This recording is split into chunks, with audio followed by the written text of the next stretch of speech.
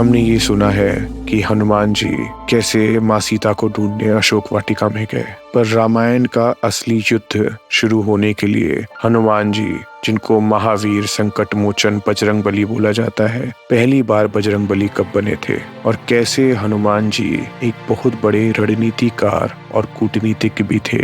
इस कहानी को हम लोग आके सुनते हैं। नमस्ते, आप सुन रहे हैं toss the other side story. हम हर वेडनेसडे और सैटरडे को आपके लिए स्टोरीज लाते हैं। चैनल को सब्सक्राइब करें, वीडियो को लाइक करें, अपने परिवारजन और मित्रों से साझा करें। इससे हमारा वॉच टाइम बढ़ता है और मैं इसको आपके आशीर्वाद की तरह लेता हूँ। रावण द्वारा सीता माता के अपहरण के बाद हनुमान जी उनकी खोज में लंका पहुंचे। वहां उन्होंने जानबूझकर स्वयं को बंदी बनवाया। रावण के दरबार में हनुमान जी ने उसे चेतावनी दी और हुए अपमानित। आखिर में रावण के आदेश पर उनकी पूंछ में आग लगाई गई, लेकिन बजरंगबली ने उसी आग से लंका दहन कर दिया। हनुमान जी बिना शर्त भक्ति का असली अर्थ सिखाते हैं। यह कहानी सुंदर कांड के अंतिम अध्यायों में शुरू होती है। हनुमान जी की लंका यात्रा का उद्देश्य था सीता माता को खोजना। वह न केवल उन्हें खोजने के लिए वहां थे, बल्कि रावण के राज्य की ताकत का आकलन करने और राम का संदेश रावण तक पहुंचाने के लिए भी थे। हनुमान जी का लंका में प्रवेश एक चमत्कार था। समुद्र पार करने के लिए उन्होंने सबसे पहले एक विशाल रूप धारण किया, लेकिन लंका में किसी की नजर में आए बिना घुसने के लिए उन्होंने एक छोटा रूप ग्रहण किया। लंका में प्रवेश करने के बाद उन्होंने लंका की संरक्षण लंकिनी का सामना किया, जिन्हें उन्होंने एक ही प्रहार में परास्त कर दिया। यह रावण के साम्राज्य का आसन्न पतन का संकेत था। अशोक वाटिका में सीता माता को खोजने पर हनुमान जी ने अपनी पहचान बताई। उन्होंने श्री राम की अंगूठी दी और राम द्वारा शीघ्र ही उन्हें छुड़ाने के आने का आश्वासन दिया। राम के भक्तों की शक्ति प्रदर्शन करने और रावण की सेना की प्रतिक्रिया भड़काने के लिए हनुमान जी अशोक वाटिका में तबाही मचाने लगे।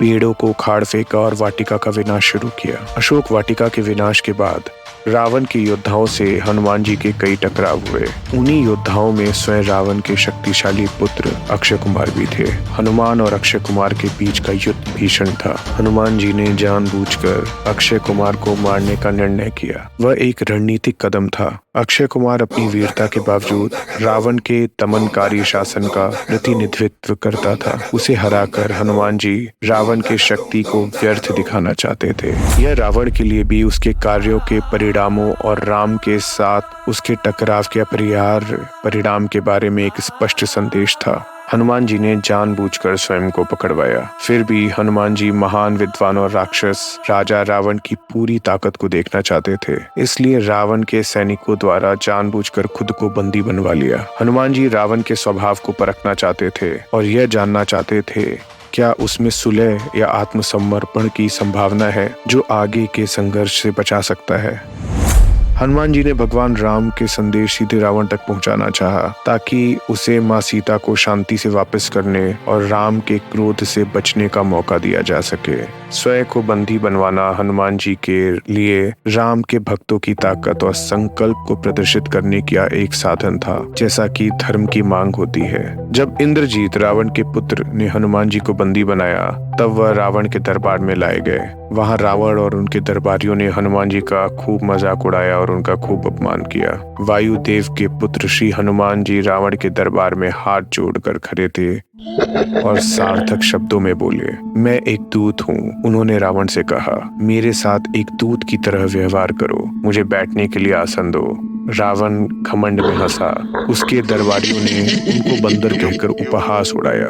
अपनी पूंछ पर बैठ जाओ यदि तुम इतने बेताब हो, वो चिल्लाए। अपने अहंकार में रावण स्थिति की गंभीरता और अपने बीच दिव्य दूत को पहचानने में विफल रहा। दिव्य शक्ति का एक उल्लेखनीय प्रदर्शन में हनुमान जी ने अपनी शक्ति का प्रदर्शन किया और अपनी पूंछ को खूब लंबा करके गोलाकार आकृति में उसको सिंहासन बनाकर बैठ गए। दरबार के सबसे ऊंचे स्थान पर विराजमान होकर हनुमान जी ने रावण को भगवान राम का संदेश दिया। उन्होंने उसे अपने कार्यों के भयानक परिणामों की चेतावनी दी और माता सीता को वापस करने का आग्रह किया, ताकि वो और उसका राज्य विनाश से बच सके। यह संदेश कूटनीति और एक स्पष्ट चेतावनी का मिश्रण था, जो धर्म के सिद्धांतों और अधर्म के अपरिहार्य परिणामों का प्रतीक था। श्री हनुमान जी के दुस्साहस से क्रोधित होकर रावण ने हनुमान जी के पूंछ में आग लगाने का आदेश दिया।